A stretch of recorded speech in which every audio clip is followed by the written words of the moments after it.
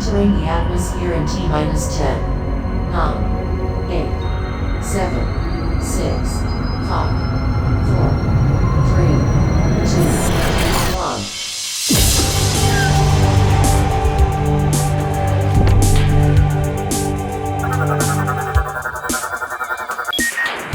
Hello everyone, welcome to the Omega Metroid podcast from OmegaMetroid.com.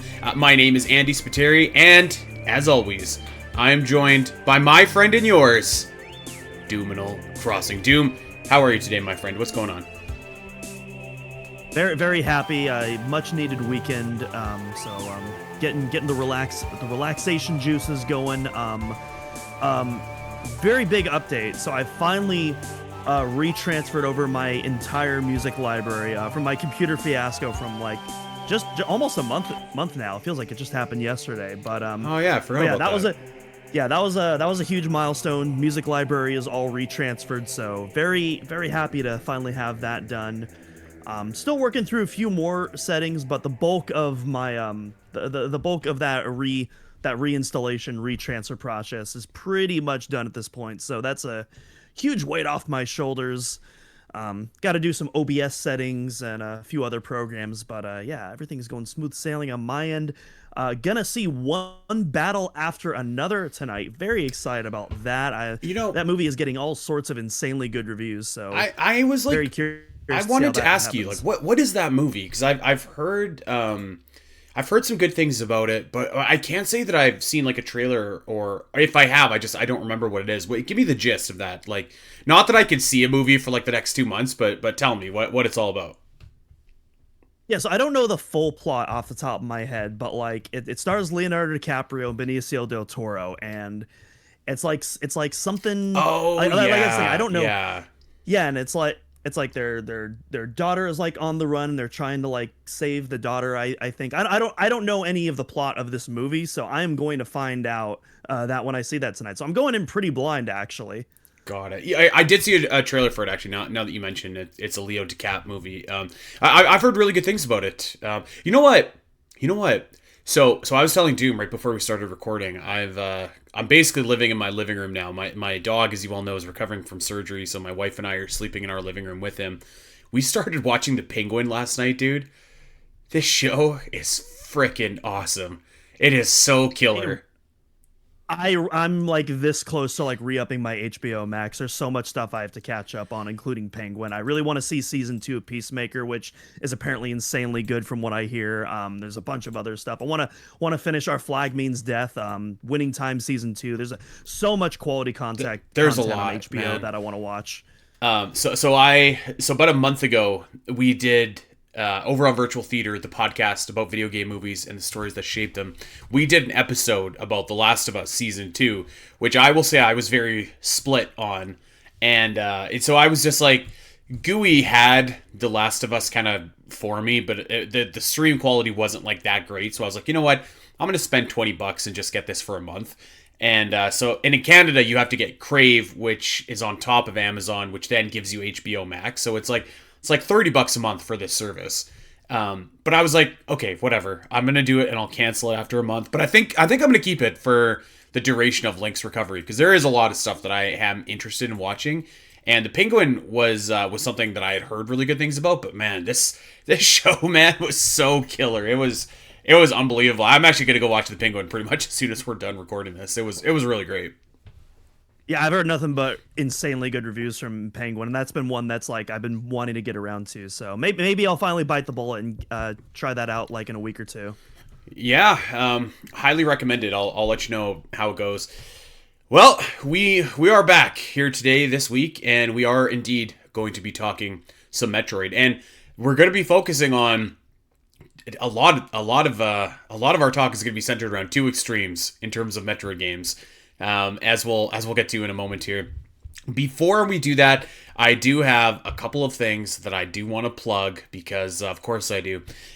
First and foremost is that the latest episode of Middle Earth, the podcast, is available over on patreon.com/SBNet, our favorite moments of the first stage. Go and check that out.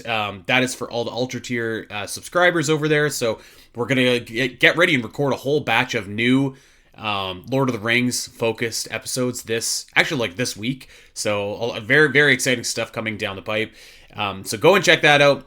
We mentioned it a couple weeks ago, but I think it just bears repeating again. Over on Omega Metroid's YouTube page, we've got new video walkthroughs for Metroid Fusion, Metroid Zero Mission. So if you haven't played the games in a while, you want to experience them in a different way, we've got that over there for you as well. And excitingly, we're pulling an audible, and next week we are going to be doing a Hollow Knight Silksong Q&A. This could be a solo Spiteri episode. I'm not exactly sure yet, but we would love for you guys to ask us your Silksong questions. Get in over on the Omega Metroid Discord server.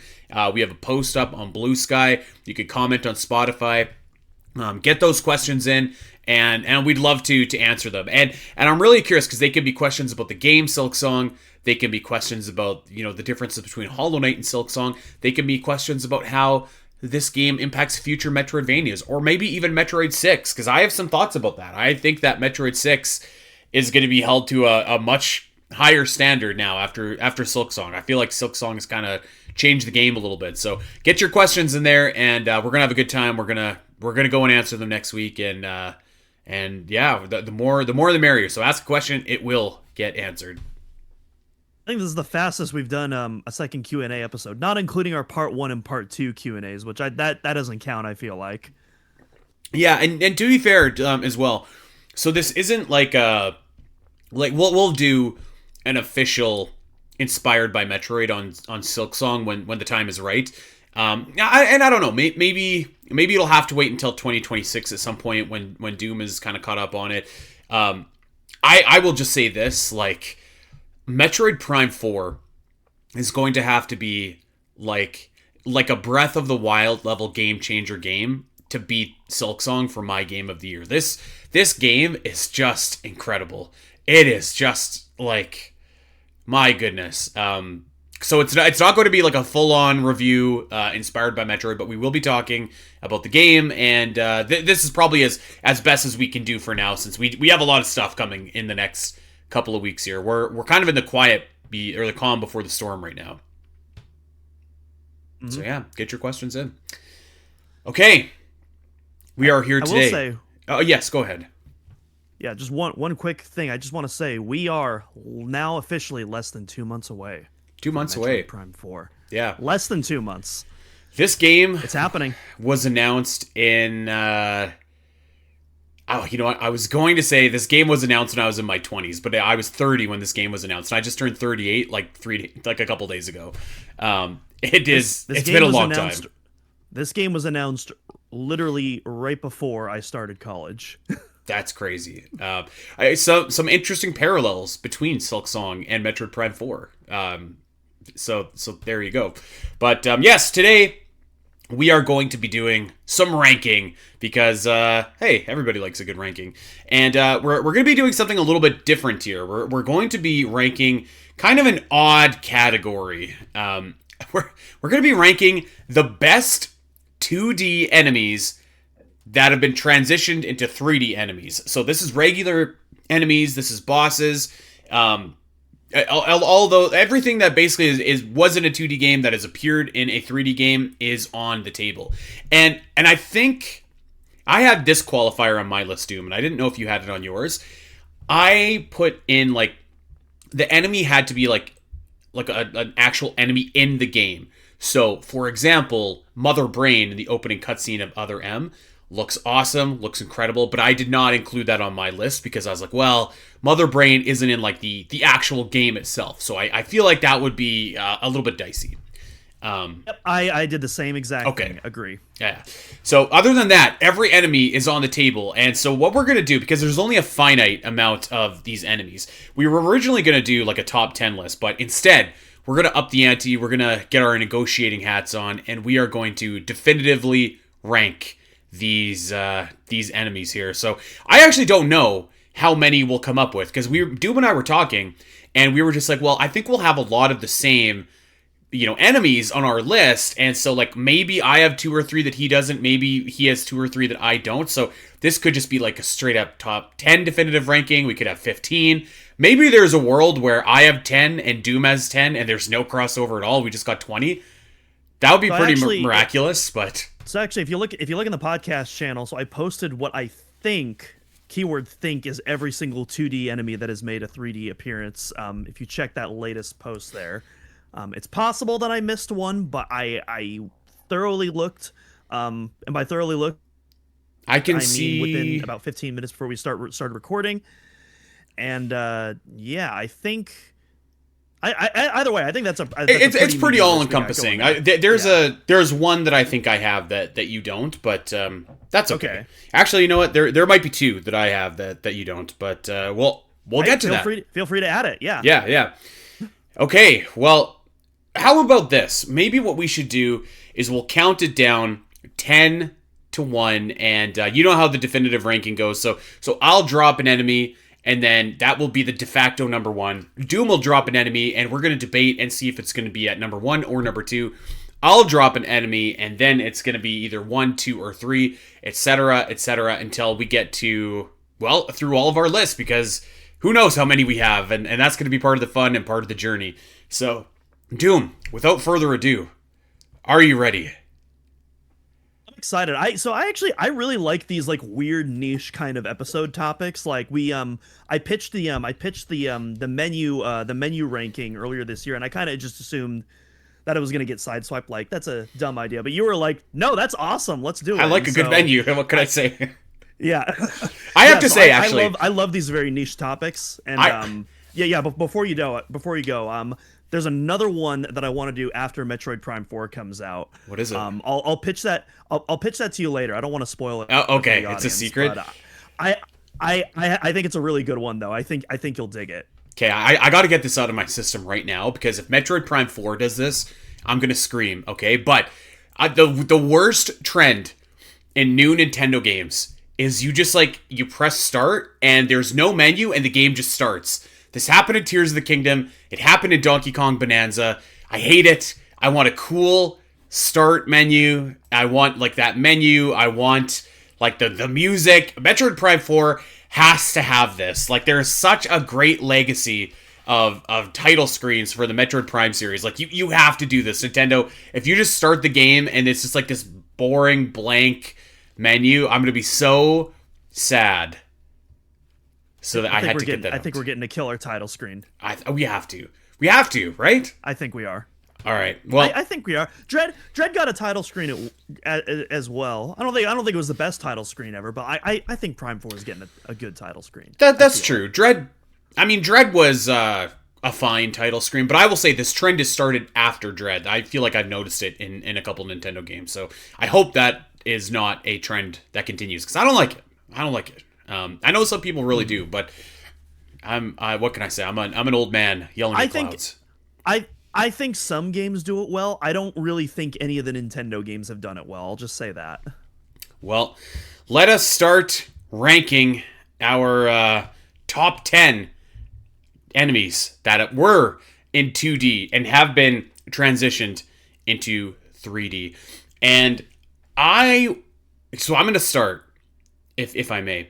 And I am going to choose violence for my first entry here, because I like sort of cheated a little bit.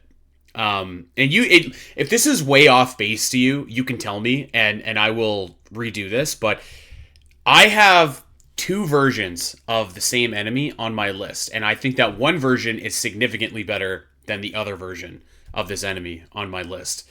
So, with that being said, and technically, this version has never appeared in a 2D game, but I mean, basically it has, okay? So I am going to start my list off with Meta Ridley. I don't think that's cheating. I don't think that's cheating at all. Just FYI. Okay, that's good, because now what I will say is that this is a spoiler, but like I do not have, and I better be specific. So I have the Meta Ridley from Metroid Prime Fight at the number 10 spot. I do not have Meta Ridley from Metroid Prime 3 falling down the shaft. That one I think is a bit too far to say like this was kind of in 2D. Like Meta Ridley, I think you can make that argument. It's basically just like a Ridley fight, but the shaft fight, I was like, I don't know. I wouldn't argue if you had it on your list, but I personally didn't put it on mine because I did feel like that was just like a bit too far. So I think all the 3D Ridley fights, meta, Omega, or otherwise, are like totally viable options. I will say though, I was only going to pick one of them, and to me, like just in terms of the design, oh my god, that OG Meta Ridley design is just leagues and bounds above the others. I mean, there's a reason we got the first four-figure statue over here. It's actually probably on the YouTube feed. It's probably cropped out of our camera, so you all probably can't see it. But look up pictures of it. It is a beaut. Yeah, I am 100% in agreement. Honestly, I don't know what my ranking is going to be because I haven't done that yet. I would not be surprised if that remains the number one throughout this whole episode because my goodness, what a killer design it is. Well, I don't think so for me because I'm factoring in like the design plus like how they function in the game itself. Like and famously like okay for me, I feel like basically the only real interaction with Meta Ridley in the game is like the boss fight. And I feel like the boss fight for 3/4 of it is not that engaging and not that fun. Design wise, I mean, yes, like if this was just design, and maybe we should have hammered this out before, but like for me, like design wise is like 10 out of 10. The fight itself, or how you interact with this enemy left a little bit to be desired, I feel like. So I put it at number 10. I had 9 things above it. And maybe like a couple of them are facetious. Maybe this should be a little bit higher, and I'll correct my list as we go. But yeah, I don't know. In terms of like design, in terms of the actual fight itself, I thought that Meta Ridley was cool, but I do think that it gets outdone by another Ridley fight. Mm-hmm. Gotcha. Okay, so you do have like 2 Ridley fights on your list then. Okay. I do. Which I hate to say. No worries. I'm guessing. Well, I'm not gonna spoil it, but I have a feeling what it is. You probably know what it is because I already said I ruled out the other one, and there's only 3. Yeah. But yeah, it is a little bit difficult if we're factoring in like gameplay as well, because the bosses are going to have like a pretty big advantage over kind of like your regular goon enemies, you know? Yeah. So yeah, that'll be. Yeah, I guess we'll kind of figure that out as we go, because I was initially just kind of going into pure art direction, but yeah, I'm totally fine with factoring in the gameplay as well, because that is a pretty huge part of these enemies as well. Mm-hmm. Yeah, so for my next pick, I want to shout out kind of a niche enemy that doesn't get a lot of love that I'm a big fan of, and that's the Barastute, or the Barastute. I'm actually not sure how it's pronounced. I'm pretty sure it's a made up word, but correct me if I'm wrong in the comments. Feel free. That looks right to me. But yeah, so basically for those who don't. Yeah, for those who don't know, this is basically an evolution of like the Side Hopper and the Disgiga that appeared in the original Metroid and reappeared in Super Metroid, and this new variation was first introduced in Metroid Zero Mission, of all games, and you see a couple of them throughout the game. There's 2 in Kraid's Lair that block your way to a missile expansion, and there's a really good one right before the wave beam. You have to do an actual fight with it first, and then after you get the wave beam, there's a little wall blocking it, and you use the wave beam to shoot through the wall to kill it, and it's a cool little directionless tutorial to show you how the wave beam functions. And so I've always been a big fan of this enemy, and it actually came back in Metroid Other M, and one I really some of the literal 2D enemy designs in Other M can look a little bit goofy, but I also think there's a little bit of charm to it, and the Barastute is definitely one that I'm a big fan of just because of how much I love that original design. It doesn't have quite the same diverse functionality as it has in the 2D games. It's basically just kind of a buffed up Side Hopper the way it functions in Other M. Mm-hmm. Although I do appreciate it as well in that sense, just because Other M can kind of feel on rails at times, where you're just charging, dodging, doing your melee attacks and whatnot. But this one will actually like fight you and try to knock you off, and so it does up the challenge a little bit, which I definitely appreciate in Other M. And so that combined with the design, which I absolutely love, I want to shout this out. It's not going over Meta Ridley for me. This one's going below Meta Ridley, but yeah, I wanted to shout out this enemy. It's not one that gets a lot of love, but I do love it, and I really wanted to talk about it. You know what? Fair enough, actually. So I didn't have this enemy, but I kind of did. Because I forgot that this version existed. I had in my number 7 spot, how do you say this? The Desgija? Is that right? Yeah, the Skiga. The Desgiga. Okay, and I had Desgiga slash Sidehopper because I was like, well, they're kind of like the same thing, like functionality wise.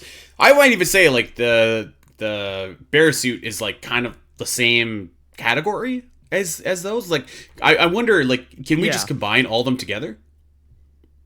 We might be able to, because it's functionally an evolution of the two. That's how it acts in other M at least. Yeah, I would be willing. It's like if someone gives us grief, like I'd be willing to delete the Desgiga and Sidehopper and just put down Barasuit, because I agree with you. I think this enemy was translated like really well actually into 3D. You know what? Say what you will about other M, and you could certainly say a lot. But I do think that generally speaking, it does a good job of translating those enemies and how they might move in a 3D environment. This one in particular, I thought was pretty cool. And, like, I kind of enjoyed fighting these, actually, because, like, you get your charge out, you just jump on their head and blast them and do a cool flip. Like, I like them. Mm-hmm. Yeah, the beginning ones do, but then the Barastute will actually, like, start to knock you off, and so you have to, like, freeze it. You have to, like, freeze its legs first. There's a little bit more interactivity with it. So I definitely really like that. And then, of course, once you get the screw attack, you just start plowing through them, just like in the 2D games. The best feeling. Yes. Well, I don't know. Do you want to just do... I'm willing to delete the Desgiga and Sidehopper from my list. We could just do Barasuit, or if you want to lump them all together... I don't know. Either way, I would probably put them below Metroid Ridley. I think lumping them all together is fair. I think it's fair. I think I was a little bit unfair to Metroid Ridley. It's definitely better than some of the ones on my list. I'm going to say that I put above it. So yes. All right, number 9 on my list. I don't have like a ton to say about this enemy. I just like love it. It charms me when I see it, and that is the Geemer. Good old Geemer. Particularly the ones in Metroid Prime, I will say, that are all spiky and indestructible, and I don't know. There's something about these slow little guys just doing their thing, walking the same path that they always do. And you know what the good thing about the Geemer is too, and it's, again, in Metroid Prime, is that they don't really bug you. They're just, they're just there. They'll hit you if you get close, but like if you just leave it alone, they won't mess with you. And I kind of appreciate that. And I think that they did like a good job with the design of the enemy. Not that it was like a hard design, but there is something I do think that is charming about the Geemer. So I would be willing to put him on our list. Now, I'm not going to campaign that he goes above any of the other two that are on our list, but I do, and even if the Geemer finishes last, I actually feel like that's okay. It's just like, it's a charming little guy, and I thought they did a good job with him. Andy, let me tell you right now, I will not let the Zoomer / Geemer finish last. I love this little guy. Okay. I refuse to let. I mean, who knows? He might make my top 10 list. I don't know. I haven't pre-thought this out, but yeah. And you brought up the Metroid Prime 1 design. That's also the one that I was thinking of too. There's a couple of ones out there. There's also there's some Zoomers in Hunters as well. There's one single Geemer on Brio in Metroid Prime 3. I can't remember the name of the room, but it's in the room just after Grapple Beam. I can't remember. You got come me. back to shoot an ice door. There's a missile expansion there. Yeah. There's one single Geemer in the entire game, and it's just kind of just casually just strolling around. I think there's a piece of lore that you can scan as well. And but yeah, the Metroid Prime 1 Zoomer / Geemer, that is my pick. I think it's such a cool design. There's like really subtle sound design cues from it as well that I love, as it's like kind of slowly skittering and like nibbling like foliage throughout the area. So huge fan of that. Yeah, I don't have much to say about the Geemer. I just, that was really like one of the, and Zoomers too, I guess, but like they were really one of the first enemies that I remember in Metroid Prime being like, oh my god, it's an enemy I recognize from Super Metroid. So it does have a little special place in my heart just for that reason as well. I wouldn't campaign for it. I think, are we in agreement? It's below the two that are on our list right now. Yeah. Okay. But maybe there's another enemy that is that's going to finish below this. I don't know. But yeah, so our list so far: Metroid Ridley from Metroid Prime number 1, the Barasuit at number 2, and Geemer at number 3. Doom, it is your turn. What you got? Let's see. We have a few differents to pick here. Let's do another. You know what? Let's do a boss fight. Let's do Nightmare from Metroid Other M. Okay. This is actually. I'm actually gonna rank this one kind of low. I think this is all of the at least designs we've talked about so far. I'd say are upgrades. I think this is the first one that I'm gonna mention that I think is kind of a downgrade, where I think that sprite work in Metroid Fusion is just not only just absolutely gorgeous, but just absolutely disgusting and disturbing, especially when you get into the second phase. And I think this is one of those moments in Metroid Other M where that literal translation it looks a bit more goofy than terrifying. Like Nightmare, he doesn't look terrifying. He doesn't really look very disturbing. He just kind of looks like a silly little guy. The fight is fine. It's an all right fight. I would also rank the fusion fight much higher as well. But like the fight, it's not bad by any means. But yeah, in terms of his design, I would say this is the first downgrade on our list. I might campaign for this guy a little bit, actually. I would agree in that, like, this was tough. Like Nightmare, if we're calling a spade, like, Nightmare looks kind of goofy in Metroid Fusion, too. Like, it's just a weird-looking boss. Like, and it looks strange in Fusion, and it looks strange in Other M. I do think that there's something to, like, they were too faithful to the design of Nightmare. So it can look a little bit kind of odd when you see him. But I will say, like, I think the boss fight is, like, pretty fun, and you get it broken up into two little sections there. And some of the gravity effects are kind of cool as well. So I would campaign for him a bit there. I wouldn't say that, like, Nightmare is a top tier enemy by any means, but I did have it at number 6 on my list. So I do think it's better than, like, your average Joe enemies. I would agree, like, maybe in terms of bosses, this one might be on the lower scale, but, like, yeah, I don't know. I don't think it's, like, that bad, actually. I think it's, like, pretty good considering, like, some of the limitations that they had to work with. What they could have maybe done is, like, expand on Nightmare a little bit, kind of like what they did with Phantoon, and that would have been cooler, I think, but they chose to be faithful, and I feel like I'm not going to knock them for that. Yeah, I wouldn't consider it bad by any means, but it's just like the first downgrade on our list. Like, I think it's fine. Yeah. But that's about really all that I can say. It's fine. What would you put it in? Maybe behind Meta Ridley then? For mine, I put it behind all the categories we've talked about so far. But it sounds like even this the might Geemer. be our first one where. Oh my! Yeah. Oh, especially the Geemer. I don't know if I can go that low. Like, I even the bear suit, like, that, it's a cool design, but I do think, like, let's give some love to Nightmare here. Like, that's a challenging boss fight to do, and I think, like, again, this isn't part of the boss fight itself, but I think it should count maybe a little bit. The gravity effects in Sector 0, whatever sector you're in before you get to Nightmare, those are pretty cool. You know, like, that could be pretty cool as well. So, like, for whatever that's worth, I can't rank it below just the common enemy dropping common loot. I will say I do like how it kind of plays with that boss fight, where the first one you do get the traditional, like, Nightmare's messing with the gravity, and, you know, but then you come back and do Nightmare Phase 2 when you have the gravity suit, and you get to, like, supersede all that, and so he gets a little bit harder, but you're also able to withstand a lot more of his attacks at the same time. So I think that's a really cool play on the fight. Mm-hmm. I'll tell you, I'm willing to compromise here, I think. Yeah. Okay. So put him at number 2, and maybe I need to be willing to compromise on something in the future, as well as we get to it. Okay, so my next enemy here, and this is my last kind of common enemy, is going to be the Keyhunter.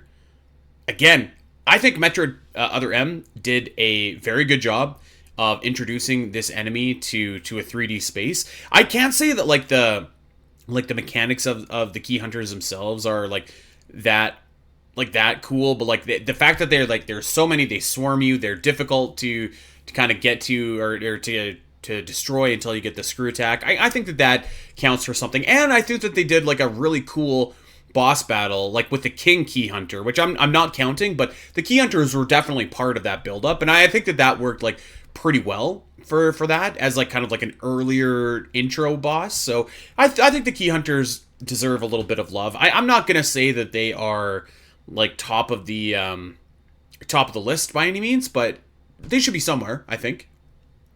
Yeah, I really like the Key Hunters and Other M. A very literal translation, but I think this is one that really works well. I also got a shout out to the melee takedown that you do, where you just swing it around and then slam it into the ground. So cool. That absolutely never gets old. And you get a free charge shot as well after doing it too. So you get to do some diffusion beam action there. And then yeah, I also agree, not counting the King Key Hunter itself, but I think you can kind of count the boss fight to an extent, since the the fight in and of itself, you're mainly just fighting swarms of Key Hunters, and I think that's one of, I wouldn't say the best moment of Other M, but definitely like a really good moment in a game that doesn't have a lot of them. It's funny you say that, because I just replayed Other M not that long ago, and I'm not going to defend Metroid Other M. There are more good moments than you think. It's just like the low moments are just so incredibly low, that they just like they bring everything else down into the abyss with it. They leave a nasty aftertaste for sure. It's like a shot of Malort. For anybody that gets that reference, I'm sorry. I can't say I know what that reference is. When we meet in person, we will find some Malort somewhere. We might have to travel to the Midwestern United States of America to find it, but we'll make it happen. All right, so where do we want to put the Key Hunter on our list? We've got, in order of highest to lowest, Meta Ridley, Nightmare, Barasuit, and the Geemer.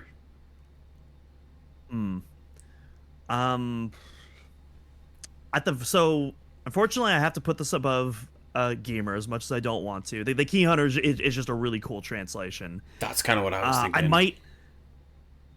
It might even go above Barastute too. As much as I love the Barastute design, I really, if we're factoring gameplay mechanics, I really do like how faithful the translation was, and yet how effective it is in Other M's gameplay. I might have to go above the Barastute as well. Really? Yeah. Okay. Which I'm totally down to compromise though. If you don't want it, I'm totally fine with putting Barasuit above. But you know what? Yeah, that's fine. We could put the Key Hunter above. I think that boss fight should count for something. So I'll work with you here. Mm-hmm. Yeah. Okay. What do you got next? Let's see. I don't want to do too many bosses back to back, so I'm actually going to do another. I'm actually do another generic enemy so that we can save some of the heavy hitters for later. I am going to do, this is one that I didn't realize until the last second.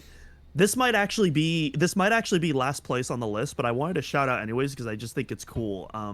The Atomic. Now Metroid Prime is interesting because it has a lot of quote unquote new enemies that are clearly inspired by the 2D games. There's a few more on the list that we'll get to, and in Metroid Prime 1, you had the pulse bamboos, which are clearly just 3D atomics. And then they came back again in Prime 2, reskinned as a Luminoth drone. I can't remember what they're called. But then Metroid Prime 3, it brings the exact same pulse bamboo back with the exact same mechanics where, you activate the charge beam and it'll home in on you. But this time it is a space pirate drone and it's named the Atomic. So it is a literal Atomic from Super Metroid, and I just think it's really cool that they did that. That being said, not special. I think this goes to the bottom of the list so far. I think so. I didn't have this on my list to be honest with you. So I wouldn't campaign necessarily for it. The Geemer is not last. Okay, that's all that matters. Yes. yeah, justice for the Geemer.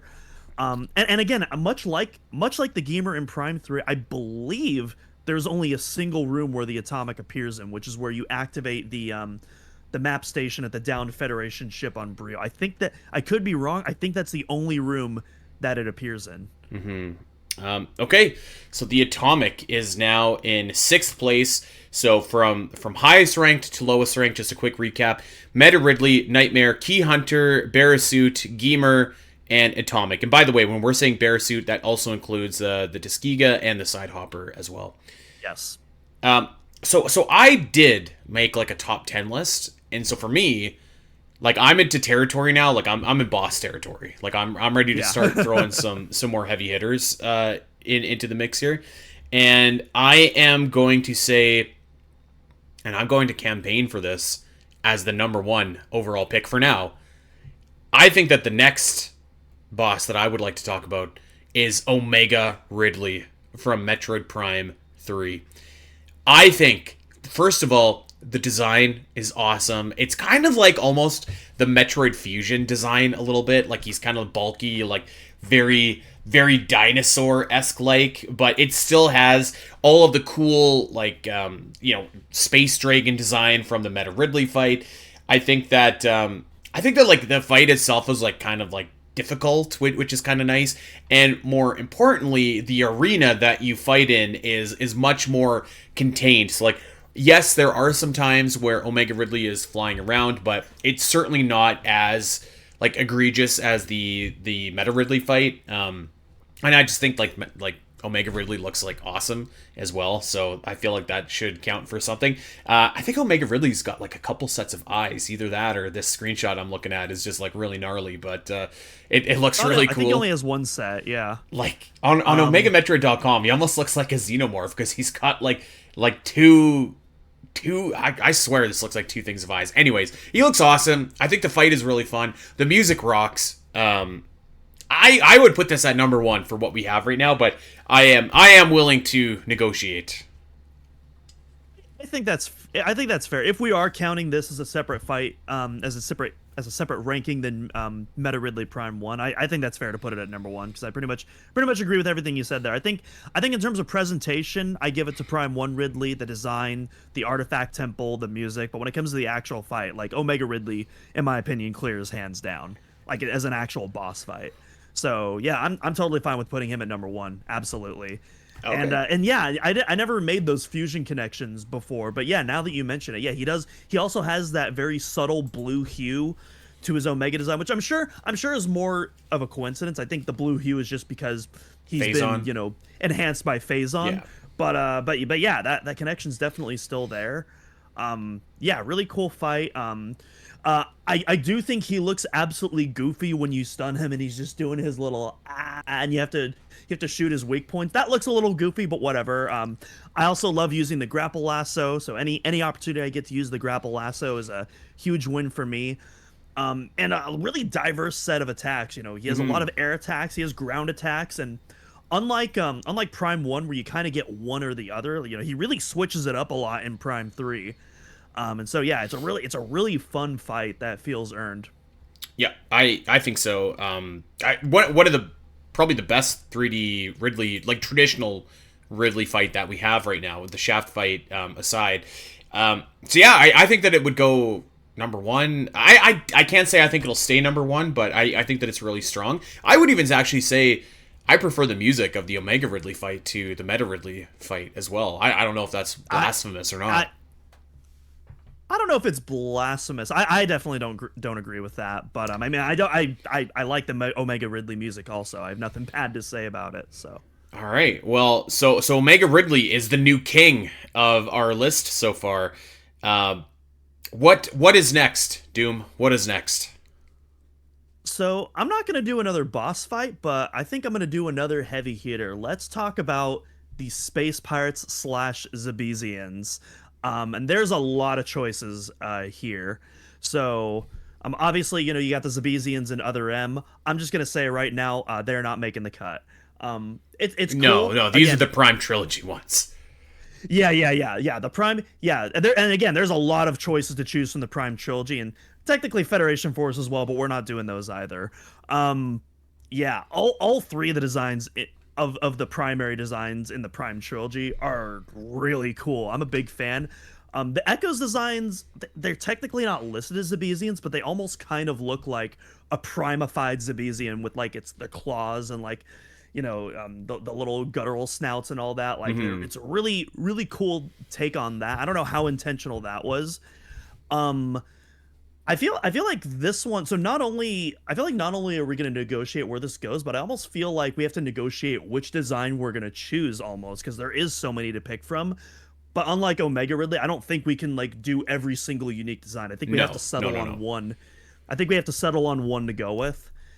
I really like the Prime 1 designs. There's something about that. It's their running animation in particular, where they almost like lean forward and they kind of use their hands to gain momentum. It's like on like when they're calm, they almost look like collected, but then they almost go into this primal state when they start going into attack mode that I'm a huge fan of. And like it really shows like the 0 to 100 nature of the space pirates.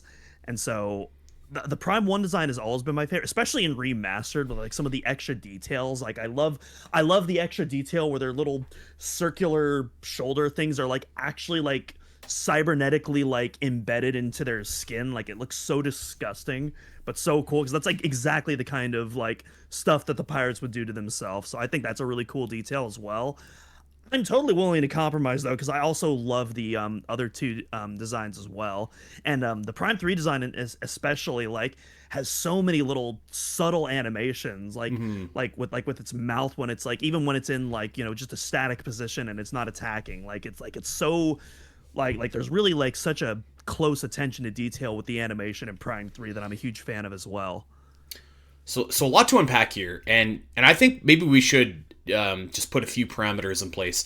For me, I am pretty much willing to say that like the space pirates, the cloaked pirates, and the troopers are kind of one and the same, right? From like Metroid Prime 1. Does that sound fair? Yeah, I think that's fair. I'm primarily talking about the cloaked pirates and the regular ones, not so much the troopers. But yeah, we can lump those in together too if you want. Okay, well, we can separate them, because I think that would make a difference, but because I don't know. For me, I just lumped them all together, because I think like the space pirate design is awesome, and I think the trooper design is incredible. Like from the power, the plasma especially look awesome. Like these guys look so awesome in this game. I had them ranked like first on my list, actually. That was immediately what I thought of, is like, man, you know who got the best transition from 2D to 3D is the space pirates. Like, they look awesome. So I actually, I don't know if you're trying to negotiate, like if you're going to try and talk me up, but you might have to try and talk me down, because I thought that they looked like just spectacular. Like, and they look even cooler because you see the design in Super Metroid or Metroid Fusion, and like the 2D sprites are also awesome, and like they just did such a good job in 3D with them. And I will even actually say like the Zebestians from Metroid Other M are pretty faithful like recreations of that as well. But the trooper design from like Metroid Prime 1 specifically, I think is like so good that I think it should rank first if we're lumping all of them together. If we wanted to rank them separately, I don't know if that dilutes them or not, but I mean we definitely could. And if we are, maybe we should just do the two of them now. But totally up to you. I ain't saying a thing. I'm just gonna let you keep that at first place before you change your mind. Okay, well that's what I'm gonna do. So it seems we're also in agreement that this Prime 1 iteration is the one that we're going with here as well.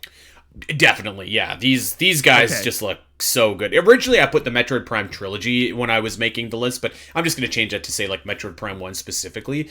Like they just look awesome. Like the designs are incredible, and we didn't even talk about like the fight itself. Like these are beefy guys. Like these are legitimately like challenging enemies. Like I think we all remember going through Phase on Mines the first time, and even like you encounter them before you get to Phase on Mines, and it's not a picnic like going through the Phendrana Drift Space Lab. But like I'd like these enemies, I think, are just like so good. Like the pinnacle of like taking something that really works in 2D and making it really work in 3D while keeping it really faithful to what it is.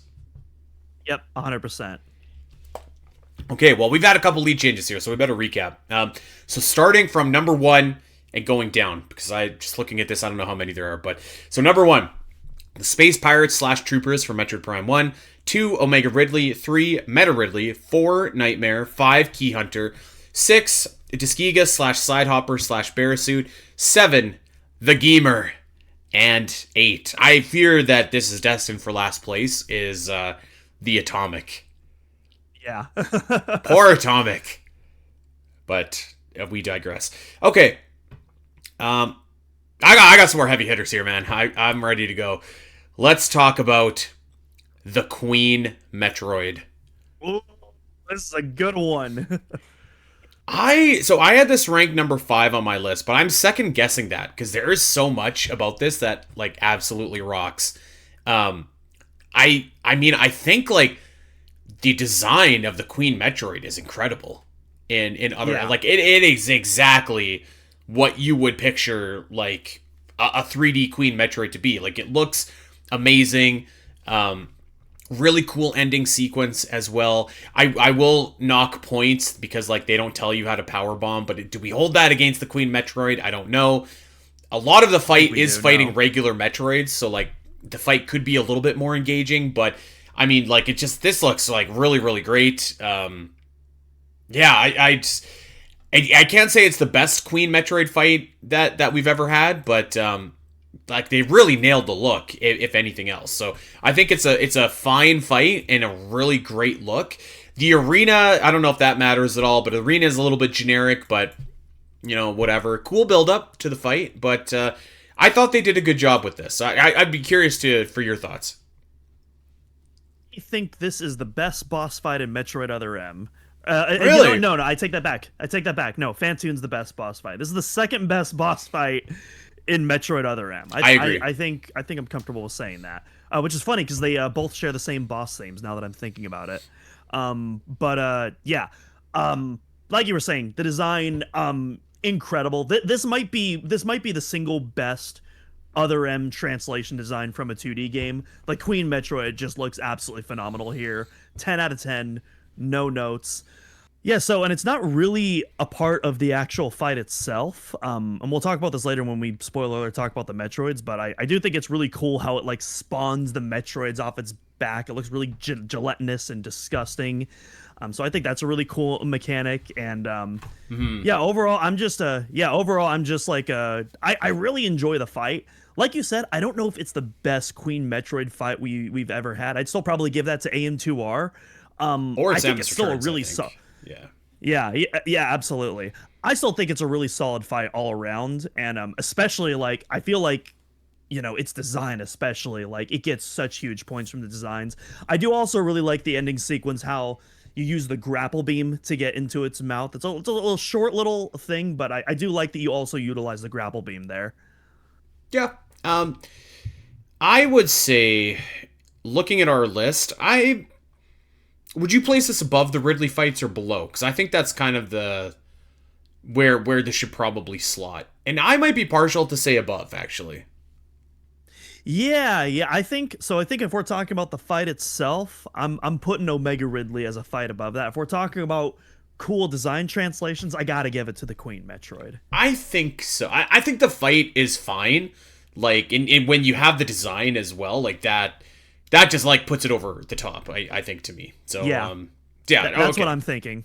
Let's roll with that then. Okay, so I only have 2 left that we haven't talked about here. So what do you got over on your end?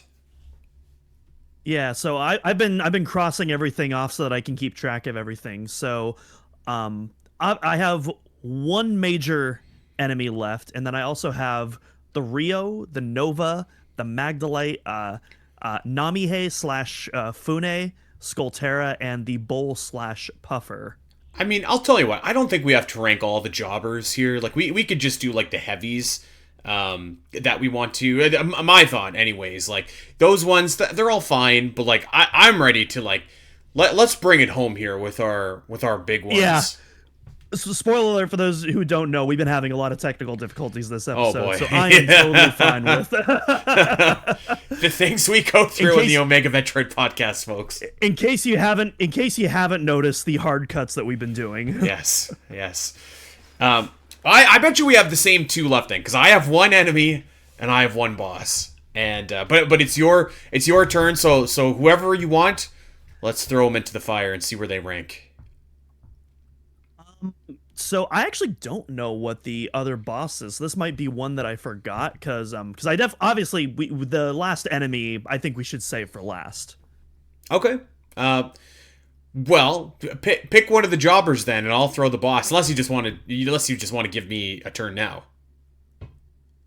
Sure. I'll do Skullterra then. So the Skullterra, this is the skeleton fish. That first appears in Super Metroid, reappears again in Fusion and Zero Mission, and then we see it again in Metroid Other M. And it doesn't have a big presence in Other M. I think it's just in like the underwater segments of the jungle area. But yeah, really cool, faithful enemy. It does have like a cinematic kind of attack where it'll like bite down on Samus and she has to like shake it off. Mm-hmm. So I think that's a pretty cool detail. But yeah, otherwise not too much to say about it. I actually do really like how in they're a lot bulkier in the 2D games and they swim very slowly. In Other M, they almost they act almost like real fishes. They're very small, but they're very speedy, which I think is like a really cool deviation there. Yeah, like I thought that these were okay. I will say I do think they'd be better if they were bigger as well. I was gonna say like they're basically fish in this game, which can be cool, but I do think it makes them a little bit less intimidating. I would. So I did not have these on my list. I would probably rank these either last or second last. I will defer to you where you want to put this on our list. As long I can't put them above the Geemer, but I can anything after that I'm okay. There's no shot in hell they're going over the Geemer, over my dead body. Yeah. I think we can put these over Atomics just because I really do like that little cinematic attack that it does. So I think that's enough to put it above the Atomic. Okay. So what do we have? We have 1, 2, 3, 4, 5, 6, 7, 8, 9. So we have 10 on our list right now, and I think we might end up with 12 or 13 depending on what we go. So let's count it down from 10 to 1, and then we'll bring it home with the 2 final ones here. So number 10 is the Atomic from the Metroid Prime Trilogy. Number 9, Skullterra from Other M. The Geemer at number 8, the Geemster, love him. Number 7, Diskiga, Sidehopper / Barasuit. Number 6, the Keyhunter. 5, Nightmare. 4, Meta Ridley. 3, Omega Ridley. 2, the Queen Metroid. And 1 is the Space Pirate / Trooper. So let's go. You know what? You know how I said the Space Pirate Trooper was my number 1? This next one might test it. And I was surprised that you didn't have it on your list. And I think that you forgot it because I heard you talk about this already. But we got to talk about Phantoon from Metroid Other M. That's right. Yeah, I did forget about Phantoon on my list, even though I literally was talking about him in this episode. You're right. Now, to be fair, it's easy to forget because this Phantoon is nothing like the 2D Phantoon. This is one where, like, Nightmare was very literal. Like, that was a very faithful, literal translation, as was the Queen Metroid. And we can see how that works and doesn't work. But Phantoon, I thought, was really cool because, like, they took the genesis of, like, what the enemy is and then expanded it for 3D and made that really cool. So I really love, like, how massive Phantoon is in Other M. I think the implications of it are like, really cool. The fight itself is really great. Like, it's a very, I'm not going to say it's a difficult fight, but like there's a lot of like moving parts and they got the ghosts and apparitions and stuff and the fire into the 3D sphere really well. The music is pretty cool, although as you said, it is the same music for Queen Metroid, so maybe like loses a bit of a point there. It does kind of look, Phantoon does kind of look like a giant Octorok from Zelda a little bit, so it's hard not for me to see that, but I really like this fight. The fact that it existed at all in Metroid Other M is really good because I think without this fight, you are just leaving that game on even more of a sour note than you actually do. So, like, thank God for Phantoon here. I would have it pretty high. Like, I'd have it above the Queen Metroid, and I could have discussion where maybe it's above the Space Pirates as well. Yeah, I think design-wise, I still give it to the Queen Metroid, but as a boss fight, absolutely. Like, literally, as I was talking about the Queen Metroid, it's like, wait a minute, hold on. I can't forget about Phantoon. The clear #1 boss fight. Clear number one. In Other M. So, yeah, I think, and it's such a clear boss fight that even though I prefer that Queen Metroid design, I think I'm in agreement. I think we have to put it above Queen Metroid. I can't put it above Space Pirates, though. I can't go that far. I think the Space Pirates throughout the entire trilogy, but especially in Prime 1, are just such a really cool evolution and representation of the Space Pirates. And that's not even talking about the lore. That's just talking about their designs, their fighting tactics, and their animation. Mm-hmm. So I think I'm with you. Space Pirates. Yeah, so Space Pirates are still going to be #1. Fan 2, though, is so fantastic. And yeah, really cool. Some really cool finishers in this. Well, obviously the big one at the very end of the fight, where Samus literally hops out of the ship onto the eyeball and then hops back in. Just an absolute badass right there. So good. So good. But then you also get finishers on the hand minions that it sends out, which could have been really goofy, kind of Mario 64-esque with like the IROC fight. I don't know. I think it works in the context of this fight, though. I love those little guys. But yeah, fantastic fight. And when you just mentioned that, I just realized poor Phantoon has never gotten his own original boss theme. He shares the Queen Metroid's theme in this game, and he gets Kraid's theme in Super Metroid, which I guess back then technically it wasn't Kraid's theme. It was one of the generic boss themes that retroactively got turned into Kraid's theme, but still, he deserves his own theme. He does, and we deserve to see him return for a big fight, another big rematch, hopefully. So hopefully that's coming. So I think we're in agreement. Phantoon is going to slot in the #2 position, slightly ahead of the Queen Metroid, but I do think that the Space Pirates are probably going to be our #1 as we end up, but we do have one more enemy to go. Doom, take it away. We had to save one of the best for last. I mean, it's not just the name of our podcast, but more importantly, the titular creature of the series itself, the Metroid. That is right. And there really is when it comes to the 3D representations of the Metroids, I really don't think there's any bad representation. Every single time a Metroid shows up, it's like, yeah, that's pretty cool. That's pretty awesome. Even in Federation Force, I think most people would agree that Metroid mission is probably one of, if not the best missions in Federation Force. Yeah. And the Metroids are like genuinely threatening in that game as well. But by the way, I confirmed that there are no enemies in Federation Force that have appeared in a 2D game. I was doing that while we were having connection issues, so we're good. Okay. There's nothing we need to talk about from Federation Force.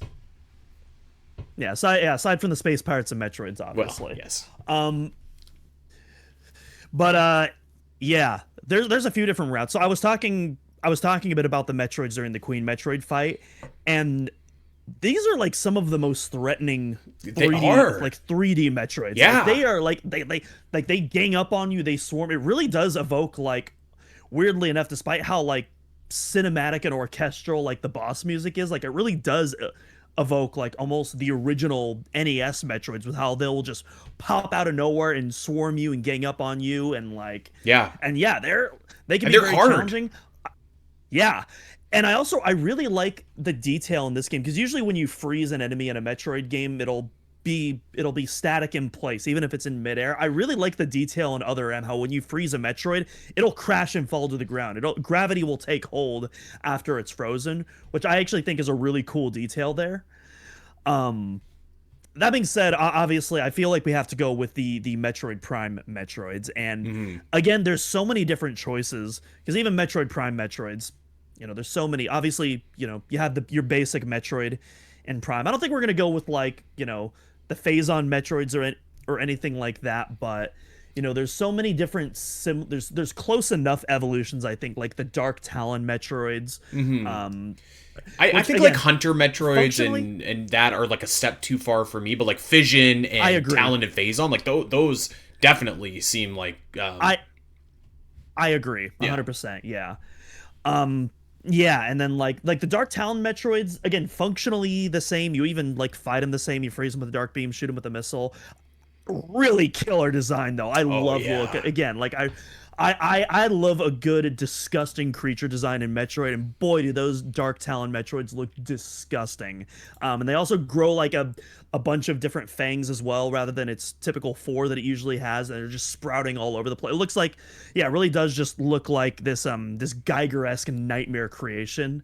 Can I also And of just course quickly the phase- interject and say the Go for infant it. Talon Metroid in Prime 2 is also awesome? Because you do have that Yeah, in, yeah. in Super. I love that. Yeah, the infant talon Metroids, and I like the detail that because they're like this evolution, they form in cocoons rather than eggs. Just really cool little lore tidbit there to like show just how, even though even though its appearance is relatively similar, like its physiology has still changed quite significantly. Just a cool little detail that I really like. And then of course the Phazon Metroids. I mean, the Skytown Xeno Research Lab, Oh my God. arguably one of the greatest Metroid sequences of all time. Just an absolutely like incredible set piece right there. Just, everything about that is why we love Metroid. Just the tension, the atmosphere, the unsettlement of all that, like, and those Phazon Metroids are like, a huge arguably the reason for all of that. And so Oh my God, they look yeah. so cool. You know what? Actually, really Yeah. quickly as well, we kind of left out the Phazon Hopper, which is a different version of the side hopper, but that one's not anything to sniff at either. That looks really cool. But man, these Phazon Metroids just look like they're about to burst onto you. Like they Yeah. look like a zit that's about to pop, and it's just like so gnarly when you get caught by them. It's just like ugh. And it was such a great sequence. These guys just look like so good. My only critique of the Prime Metroids, and to a lesser extent maybe the other M Metroids, is that they feel a little bit small, and maybe they should feel small, and maybe the Metroids just seem too big in the 2D games. But I do like my Metroids to kind of be like big up in your face. You know what I mean? Yeah, and I think that's fair, but also that's not really a critique for me, but I also understand that, because like for me, I played the 2D Metroids, and I played Zero Mission right after I played Prime, so I was pretty already accustomed to all of these Metroid designs, as it were. So that isn't really, that I guess it's not really a critique for me, but I can also get where that's coming from too. I love the sound design of the Metroid Prime Metroid so much, and I love in Metroid Prime 4, it has the exact same sound design too, which I think is so cool. The Phazon Metroids actually have really unique sound design, and I love that as well. It's like it's very guttural. Its squeaks are like even lower, bassier than the more high pitched ones of your other Metroids. They sound, they you really do get the impression that like they're small infants, and yet still freaking terrifying. Like despite their small stature, despite their infancy, they are its sound design evokes just how powerful and dangerous these creatures are. Man, we might put these over the Space Pirates. I don't know. I love the Metroids, obviously. Like I think like I still got to give it to the Space Pirates. This would be my number two behind the Space Pirates. Oh, and this was my number two on my list as well. Only because I feel like the Space Pirates are just a little bit more impressive in like their physics and like how they move and react and interact with you and like get right up close to you. But I mean, there is something to be said too. Like it is an awesome moment where the Metroid is flying at you and is about to swallow you and is in fact like latched onto you before you go into morph ball form. So they did a really good job of getting that across. I'd say it's tight, but I still would go to the Space Pirates, although maybe what I might say is that if we were breaking Space Pirates and Troopers up, that could dilute it enough where Metroids could maybe slide to number one. But as the list as is, for me, I would say that Metroids were number two. But I will say, like, I don't feel like if you were to really go for it and like say like Metroid should be number one, I might not sit here and argue with you. I think if we're including Phazon Metroids, then I think it's fair that we also include the trooper designs for the Prime 1 pirates as well. I think Fair. if we're gonna include one, we got to include the other as well. Yeah. So I'm totally willing to compromise. I mean, I love the space pirates as well. Again, I don't know if I'd put the Metroids atop. It's just like I might. I don't know. There's an Depends. argument for it for sure.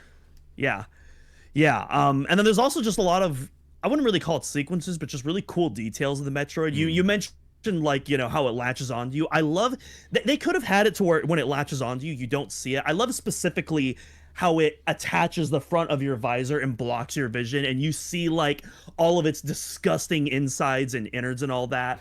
I think that's really awesome. I also love, there's a couple times in the trilogy where the Metroids will break free, and then you'll see like a bunch of deceased pirates. There's like one in Echoes and there's one in Corruption, I want to say, where you'll just see like a Metroid floating off in the distance, and it's just holding off this like barely living, just like hanging on by a thread. And then once they notice you, they immediately drop it and all swarm in on you. But I love that visual of just the Metroid just slowly holding onto this limp pirate. Like, oh, it's just so awesome. But I'm willing to compromise. I think, yeah.